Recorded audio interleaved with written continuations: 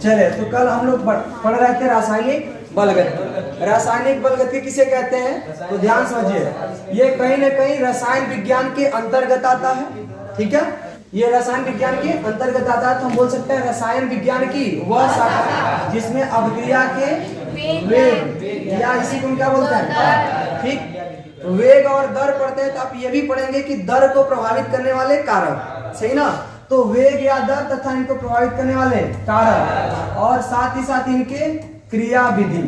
क्रिया विधि का मतलब होता है ना कोई अभिक्रिया कैसे हो रही है, सही है? जैसे आपको लगता है कि हमने नाइट्रोजन हाइड्रोजन मिलाया तो अमोनिया का निर्माण हो जाएगा, लेकिन उनके बीच में भी कुछ ना कुछ प्रक्रम होंगे, सही है? तो वही है कि रसायन विज्ञान की वह शाखा जिसमें अभिक्रिया के वेग या दर तथा उनको प्रभावित करने वाले कारक और उसकी क्रिया विधि का अध्ययन किया जाता है रासायनिक बलगति में, सही है? इसमें सबसे मेन फोकस किस पे करना है?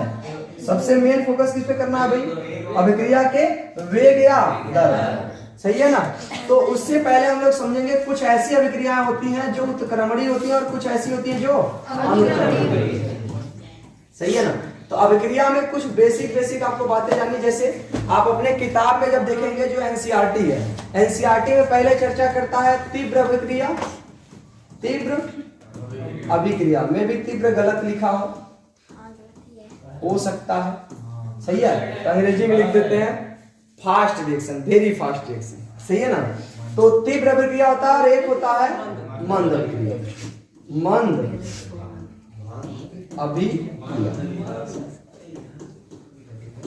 तीव्र अभिक्रिया का मतलब ऐसी रिएक्शन जो लगभग 10⁻³ सेकंड के अंदर हो जाए। जितनी भी उदासीनीकरण अभिक्रिया होती है, उदासीनीकरण अभिक्रिया का 6 से पढ़ा है? जब हम अम्ल की अभिक्रिया, किसकी अभिक्रिया? अम्ल की अभिक्रिया किसके साथ? क्षार के साथ कराते हैं, क्या बनता है बताओ? लवण और जल बनता है। ये जो रिएक्शंस है ना, ये इतना तेजी से होंगी कि आप उसका अनुमान भी नहीं लगा पाएंगे कितनी स्पीड में हो गई। वेग का निर्धारण करना संभव नहीं है। अम्ल में कोई उदाहरण दीजिए, जैसे HCl, क्षार में NaOH, सबसे फेमस लगता है यही है ना? Na और Cl रिएक्शन करेगा तो क्या बनेगा? NaCl और बाहर क्या निकलेगा? H2O, सही है ना? तो जितने भी उदासीनीकरण अभिक्रिया होती है वो कैसी अभिक्रिया होती है? तीव्र अभिक्रिया। और जो अभिक्रियाएं तीव्र होती हैं ऐसी अभिक्रियाओं का वेग निर्धारण करना संभव नहीं होता, क्योंकि बहुत तेजी से हो जाती है, आप प्रायोगिक तरीके से वेग नहीं निकाल पाएंगे, ये इसके अंदर ही हो जाती है। और कुछ रिएक्शंस ऐसी होती हैं जो बहुत ज्यादा स्लो होती है, तो उसे हम कहते हैं अति मंद अभिक्रिया। क्या कहते हैं? अति मंद अभिक्रिया।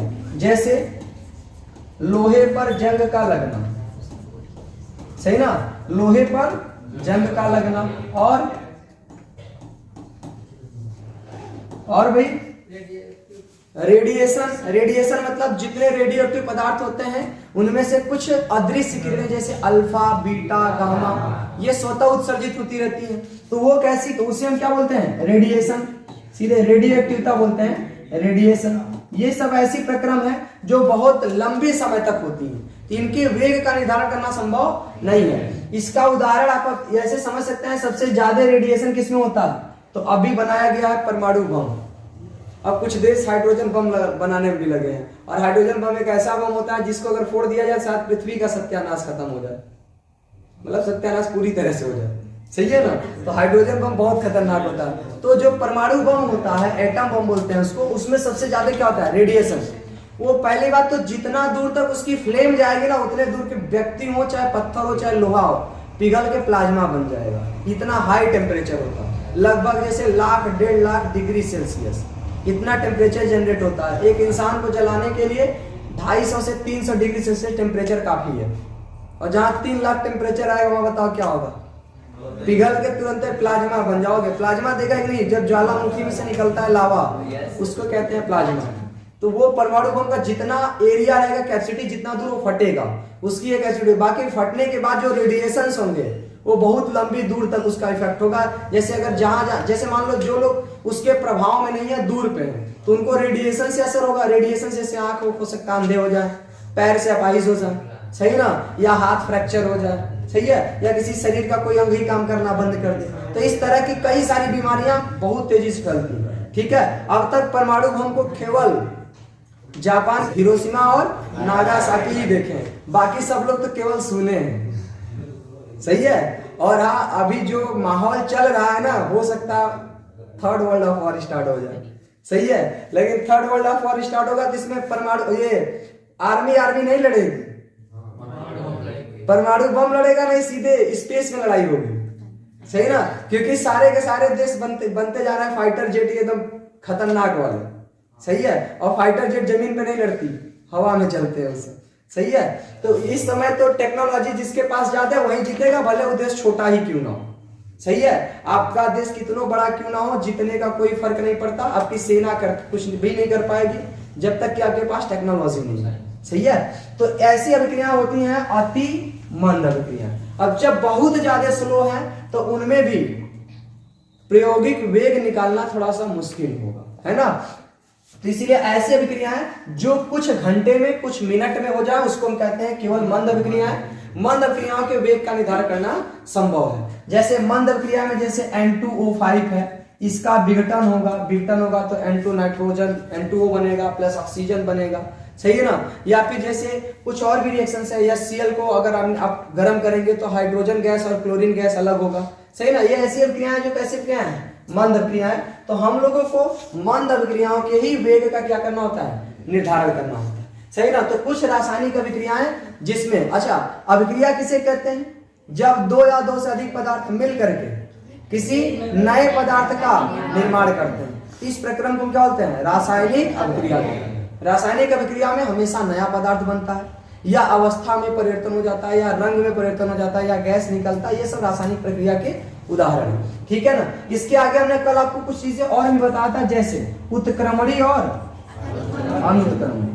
उत्क्रमणीय अभिक्रिया किसे कहते हैं भाई, तो ऐसी अभिक्रिया जिससे हम दो पदार्थों से कोई नया पदार्थ प्राप्त करें और नया पदार्थ से भी हम उस जो पहले पदार्थ था उसको प्राप्त किया जा सके।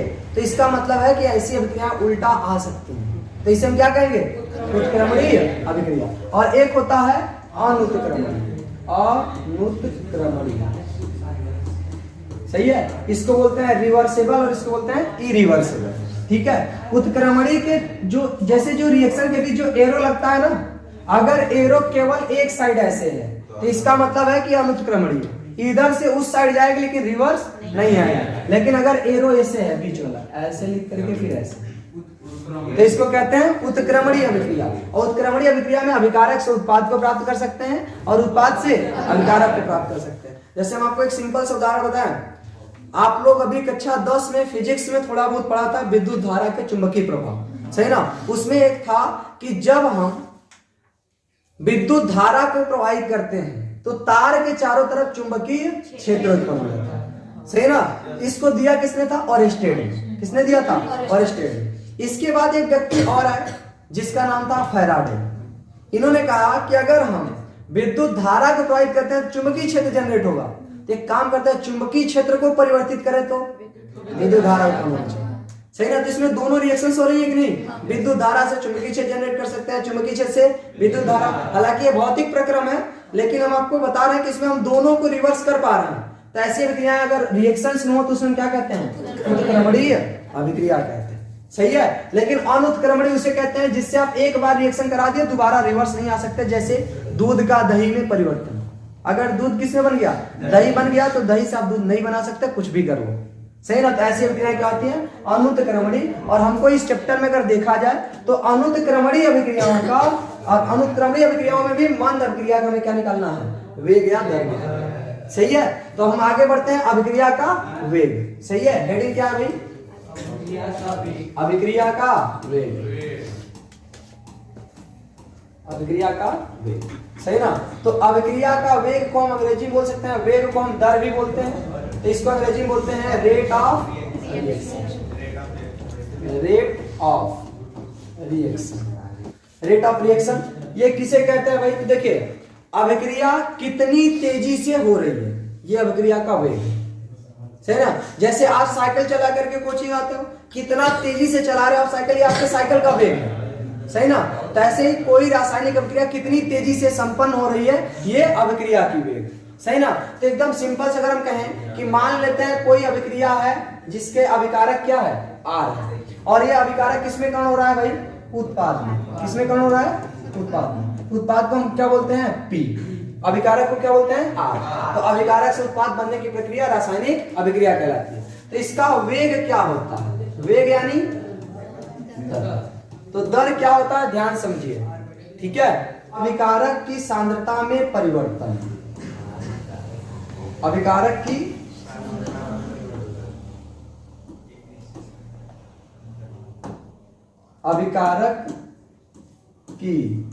सांद्रता में परिवर्तन। अच्छा, सांद्रता को हम पिछले चैप्टर में बता चुके हैं, सांद्रता पिछले चैप्टर में था, सही ना।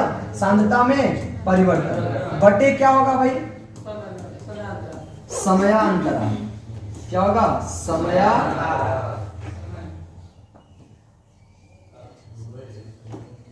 समयांतराल, ठीक है।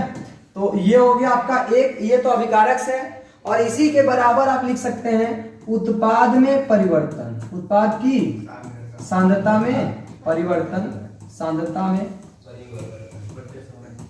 परिवर्तन बटे समांतराल। अभी देखो, अगर पूछे अभिक्रिया का वेग या दर किसे कहते हैं, तो आपको क्या बोलना है कि दिए गए समयांतराल में, दिए गए समयांतराल किसी रासायनिक अभिक्रिया के अभिकारक की सांद्रता में परिवर्तन या उत्पाद के सांद्रता में परिवर्तन को क्या कहते हैं, अभिक्रिया की वेग या दर। अभिक्रिया के वेग या दर को बोलते हैं रेट। क्या बोलते हैं, रेट। तो रेट में देखो इसको कैसे लिखेंगे, तो अभिकारक की सांद्रता को, अभिकारक को R से लिखते हैं, तो यहां लिख देते हैं R। ये हो गया अभिकारक की सांद्रता। इसमें परिवर्तन दिखानी है तो डेल्टा, परिवर्तन दिखाना है तो डेल्टा बटे क्या हो जाएगा, समयांतराल यानी डेल्टा। उत्पाद को अगर लिखना है तो भाई उत्पाद क्या हो जाएगा, P, सांद्रता, सही ना। अब उत्पाद की सांद्रता, परिवर्तन है तो डेल्टा P अपॉन समयांतराल डेल्टा, ये हो जाएगा। तो ये है रेट।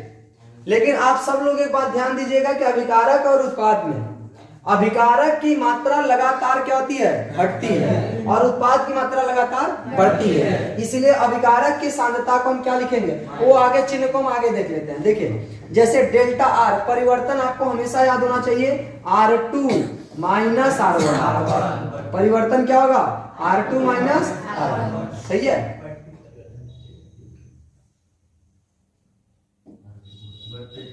R2 माइनस R1 बटे T2 माइनस, सही है। और ऐसे ये क्या होगा भाई, P2 माइनस P1 अपान T2 माइनस, सही है ना।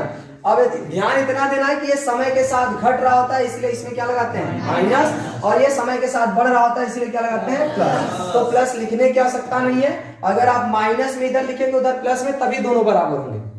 इसको अगर उदाहरण से समझना है तो समझिए, जैसे कोई एक रिएक्शन आ रहा है और इधर क्या बन रहा है P, हमने कहा T बराबर कितना था, 0। T बराबर 0 तो मतलब अभी रिएक्शन स्टार्ट नहीं हुआ। तो भाई अभी जो भी सांद्रता होगा, जो भी मात्रा होगा, वो किसका होगा, अभिकारक का। किसका मात्रा होगा, अभिकारक का।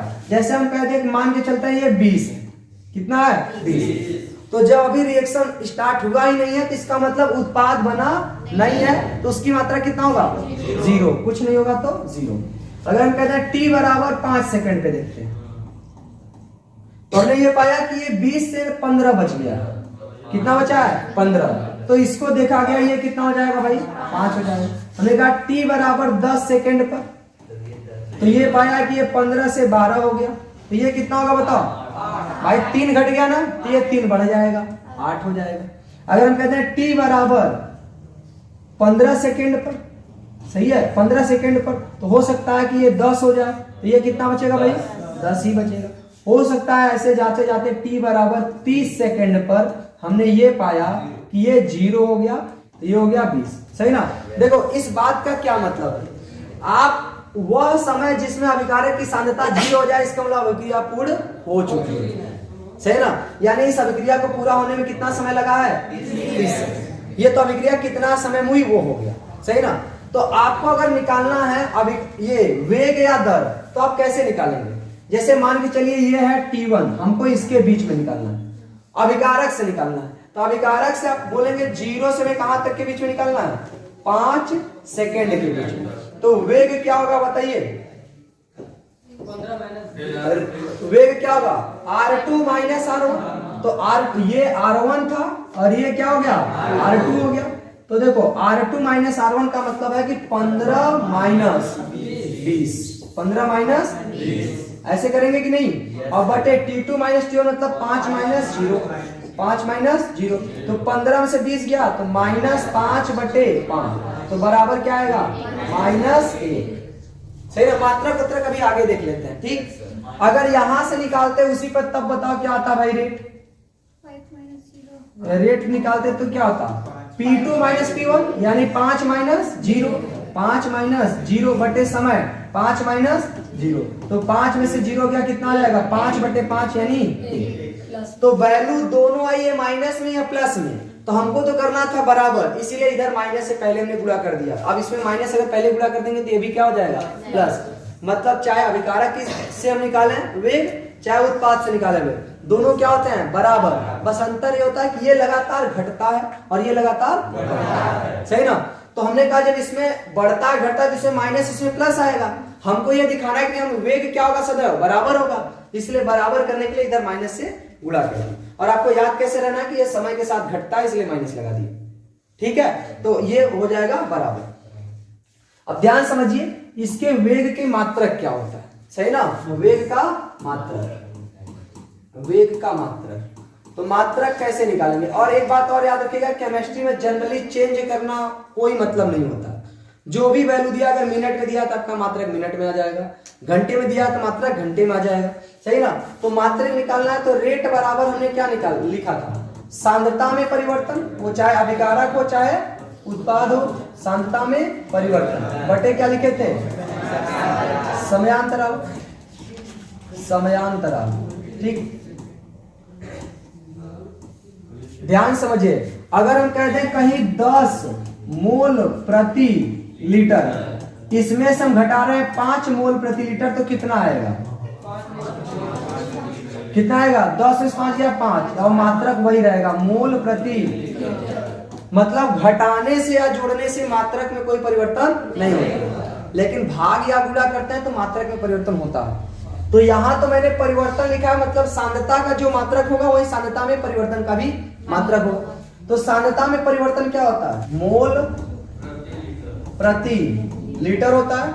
समयांतराल का मात्रक सेकंड हो सकता है, मिनट हो सकता है, घंटे हो सकता है, ठीक है ना, कुछ भी हो सकता है। तो मात्रक हो जाएगा, देखो मोल है ऊपर, तो इसको हमने रहने दिया मोल, और लीटर देखो बटा के ऊपर जाएगा तो लीटर पर -1। सही ना। और ये सेकंड भी तो नीचे है, ये भी ऊपर जाएगा तो क्या हो जाएगा, सेकंड -1। तो इस पे इनवर्स है, या इसी को दूसरे तरीके में लिखे तो ऐसे हो जाएगा, देखो मोल प्रति लीटर सेकंड। ठीक है, तो ये हो गया वेग का मात्रा। अगर टाइम सेकंड में ना देख करके मिनट में दिया रहता तो mole litre inverse minute inverse. अगर घंटे में दिया रहता mole litre inverse hours inverse. दिन में दिया रहता mole litre inverse day inverse. वर्ष में दिया रहेगा। अच्छा, आप लोग को लग रहा होगा कि यार देता है कि नहीं, क्वेश्चन में देता है। जब आप पढ़ेंगे रेडिएशंस वाले ना, तो उसमें देगा 87 वर्ष में। तो 87 वर्ष में तो क्या हम कन्वर्ट करेंगे क्या, क्योंकि 87 वर्ष को अगर सेकंड में लाओगे ना तो बहुत बड़ी वैल्यू प्राप्त हो जाएगी। इसलिए हम लोग डायरेक्ट ईयर रखेंगे और मात्रा क्या रख देंगे, mole litre inverse year inverse. ठीक, किसी कोई दिक्कत भाई। अब हम लोग लिखेंगे कि अभिक्रिया के वेग का निरूपण कैसे करें, क्योंकि वो तो नॉर्मल था कि R से P बन रहा, सही ना। तो अभिक्रिया के वेग का निरूपण, अभिक्रिया के वेग का निरूपण, सही है ना। निरूपण कैसे करेंगे, तो वही जैसे कहते हैं प्रदर्शित करना। तो अगर मान के चलिए कोई रिएक्शन दिया है A plus B plus C, सही है ना, और बन क्या रहा है भाई, B प्लस E बन रहा है। कोई ऐसी रासायनिक अभिक्रिया है जिसमें अभिकारक हमने लिया A, B और C, और बना क्या भाई, D और E, सही ना। अच्छा, इसमें कुछ संख्या भी ले लेते हैं, जैसे मान लेते हैं यहाँ 2 था, यहाँ 3 मान लेते हैं, यहाँ भी क्या मान लेते हैं 2, सही ना। और यहाँ मान लेते हैं 4 और यहाँ मान लेते हैं 3, सही ना। ऐसा कोई रिएक्शंस हो रही थी जो कि बैलेंस करने पर इतना आया। याद रखिएगा, पहली चीज आपको अभिक्रिया के वेग का निरूपण करते समय नोट का फर्स्ट पॉइंट याद रखना है आपको ये कि जो रासायनिक समीकरण है ना वो क्या होना चाहिए, संतुलित होना चाहिए। रासायनिक समीकरण क्या होना चाहिए, संतुलित। संतुलित नहीं है तो आप संतुलित कर लीजिए। जैसे अगर कहीं दिया नाइट्रोजन प्लस हाइड्रोजन क्या बनता है NH3, क्या ये बैलेंस है? इधर नाइट्रोजन की संख्या 2 है, इधर कितना है 1 है, तो बैलेंस तो है नहीं। तो बैलेंस कैसे करेंगे, ये 2 है तो यहाँ भी क्या लगाएंगे, लगाएंगे ना, नाइट्रोजन बैलेंस हो गया। हाइड्रोजन इधर है 2, लेकिन इधर 3 दूना 6 हो गया, इसको भी 6 करना है तो क्या लगा देना चाहिए, तो अभी ये बैलेंस है, अब इसका वेग लिख सकते हैं, सही ना। तो पहली चीज रासायनिक समीकरण को क्या करना है, संतुलित। और दूसरा ये फर्स्ट हो गया, दूसरा ये कि जो र समीकरण मिति गुणांक है, र समीकरण मिति गुणांक, र समीकरण मिति गुणांक क्या होता है भाई, तो जो भी रिएक्शन दिया है उसमें जो ये संख्या है ना ये क्या है, र समीकरण मिति गुणांक। इधर भी ये देखो यहाँ कुछ नहीं है तो क्या मानेंगे 1, 3, 2 ये सब क्या है, र समीकरण मिति गुणांक। किसी कोई दिक्कत? तो र समीकरण मिति गुणांक किसे कहते हैं, किसी रासायनिक अभिक्रिया में भाग लेने वाले क्रियाकारी पदार्थ अथवा बनने वाले उत्पाद पदार्थ के मोलों की संख्या क्या कहलाता है, र समीकरण मिति गुणांक। तो र समीकरण मिति गुणांक से क्या किया जाता है, भाग दिया जाता है। क्या दिया जाता है भाई, भाग दिया जाता है, ठीक है ना। तो ये 2 चीजें आपको एकदम हमेशा याद रखनी। जैसे इसके वेग को लिखेंगे तो कैसे लिखेंगे, तो इसके लिए हम अभिक्रिया का वेग लिख रहे हैं। क्या लिख रहे हैं, अभिक्रिया का वेग। अभी वो थोड़ा सा आगे समझ लेंगे अभिक्रिया का वेग, ठीक है ना। ग्राफ से समझेंगे कि औसत वेग और तात्क्षणिक वेग क्या होता है। कल मैंने केवल आपको परिभाषा बताया था, आज हम लोग पूरा ग्राफ से समझेंगे, ठीक है ना। अभिक्रिया के वेग को अगर लिखना है तो कैसे लिखेंगे भाई बताओ। पहले ए में यानी अभिकारक है तो इसमें परिवर्तन कैसे लिखेंगे, delta A upon delta T. और ये अभिकारक है ना इसलिए क्या लगाएंगे माइनस, और 2 है तो र समीकरण मिति से क्या कर दिया जाएगा, और ये बराबर होगा किसके, यहां हो जाएगा देखो delta B upon delta T, और यहाँ 3 से भाग दिया जाएगा तो 1/3 और इसके पहले क्या लगा दिया जाएगा, और ये किसके बराबर होगा, तो इधर हो जाएगा delta C upon delta T, और यहाँ 2 है ना तो 2 से क्या किया जाएगा भाग, और यहाँ लगा जाएगा माइनस। ये अभिकारक था इसलिए सबके सब क्या होंगे माइनस होंगे। और उत्पाद का क्या होगा भाई, डेल्टा डी अपान डेल्टा ई, सही है भाई। इधर क्या हो जाएगा 1/4, ये उत्पाद है इसलिए प्लस होगा, ठीक। और यहाँ क्या हो जाएगा 1/3 डेल्टा ई अपान। अब ध्यान सुनो, ये संख्या सहित मतलब र समीकरण मिति अनुपात से जो भाग दिया उसको ले करके ये सब के सब अभिक्रिया के वेग हैं। क्या है, अभिक्रिया के वेग। अभी थोड़ा आगे हम पढ़ेंगे कि ये औसत वेग, ठीक है ना।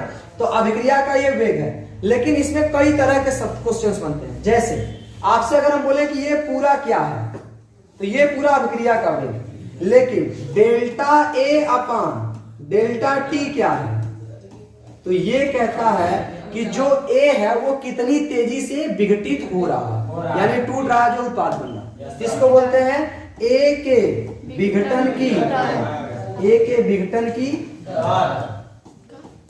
याद रखिएगा आप अभिक्रिया का जब वेग निकालेंगे ना तो चिन्ह सदैव पॉजिटिव आएगा, जो आपका आंसर आएगा वो सदैव कैसा आएगा पॉजिटिव। लेकिन विघटन की दर या संवहन की दर निकालेंगे तो विघटन की दर निगेटिव आएगी और संवहन की दर पॉजिटिव आएगी। तो ये delta A upon delta T हो गया ए के विघटन की दर।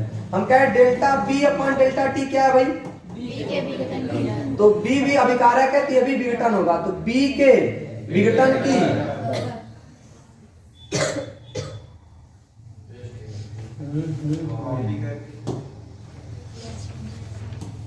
बी के विघटन की दर, सही है ना।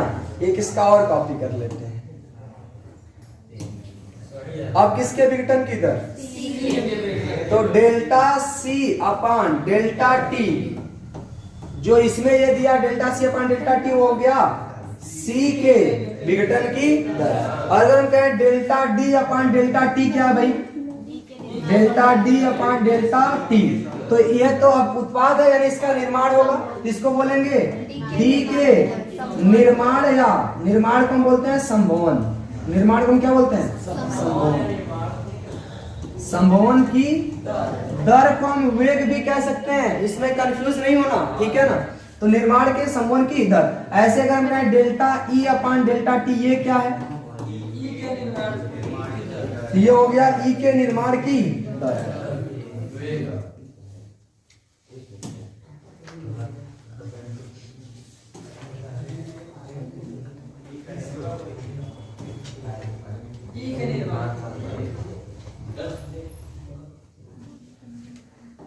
ई के निर्माण या संभवन की दर।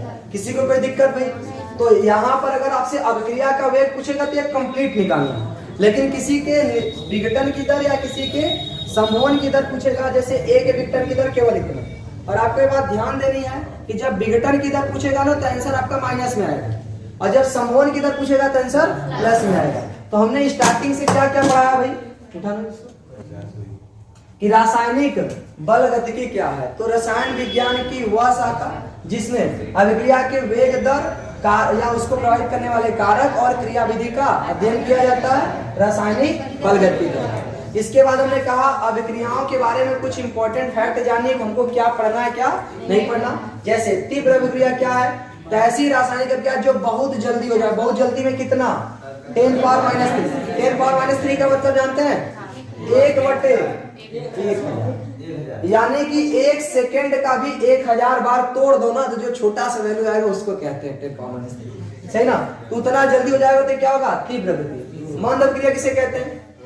जो जैसे कि कुछ मिनटों में या कुछ घंटों में हो जाए उसे मंद अभिक्रिया। लेकिन अति मंद अभिक्रिया जो कई सप्ताह लग जाए, कई वर्ष लग जाए होने में, तो उसको हम क्या बोलते हैं? अति मंद अभिक्रिया। तो हमको इसका भी देखो, अगर जब हम कह रहे हैं कोई 50 साल 60 साल में रिएक्शन हो रही है, आप उस पर प्रयोग कर रहे हैं, तो आप हो सकता है जन्म लिए थे तब से तो प्रयोग करेंगे नहीं भाई, कुछ नॉलेज होगी तब ना प्रयोग करेंगे। मे भी आपका एज 20-22 साल हो जाए तो 22 साल के बाद प्रयोग करना शुरू करेंगे, और 50 साल तक उसका रिजल्ट नहीं दिखेगा, तो भाई आपकी एज कितनी होगी? 70-75 हो सकता है आप उसके पहले डेथ हो जाओ। तो इसलिए ये प्रायोगिक निर्धारण करना इसका भी संभव नहीं है। अब बहुत जल्दी हो जाएगा तो भी आपको दिखाई नहीं देगा। इसीलिए आपको ध्यान देनी है कि अति मंद अभिक्रियाओं का भी हमें वेग नहीं निकालना है। किसका निकालना है?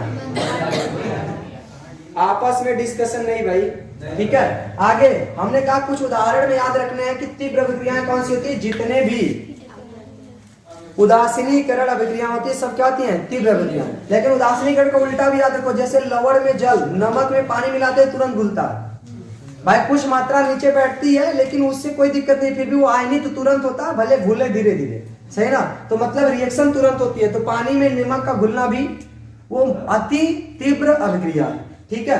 अब हमने कहा कुछ रिएक्शन ऐसी होती है जो उत्क्रमणीय होती है, कुछ अनुत्क्रमणीय होती है। ये सब उत्क्रमणीय जो जिससे अभिकारक से उत्पाद प्राप्त कर सके, और उत्पाद से अभिकारक भी, जिसे हम उत्क्रमणीय कहते हैं। अनुत्क्रमणीय किसे कहते हैं?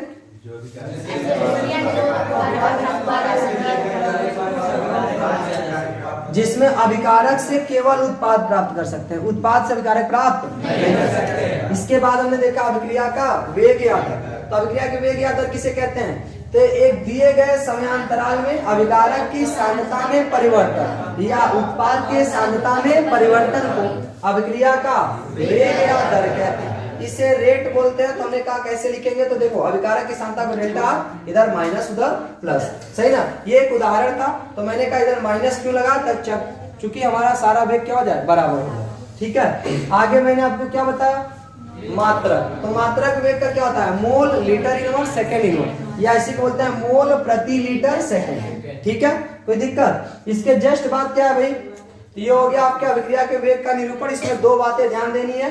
रासायनिक समीकरण जो भी होना चाहिए क्या होना चाहिए? संतुलित। और दूसरा र समीकरण मिति गुणांक से क्या दिया जाएगा? भाग दिया। ठीक है ना। तो ये हमने ये लिख दिया इस अभिक्रिया का वेग, क्या लिखा है, अभिक्रिया का वेग। और इसमें जो delta A upon delta T है, delta B upon delta T है, delta C upon delta D, ये हो गए इनके अभिकारकों के विघटन की दर, और ये हो गए निर्माण की। किसी कोई दिक्कत? अब देखो नेक्स्ट जो है वो अभिक्रिया की वेग, अभिक्रिया की वेग दो प्रकार से निरूपित की जाती है, एक होता है औसत वेग और एक होता है तात्क्षणिक वेग, जिसको विथ ग्राफ हम लोग कल समझेंगे।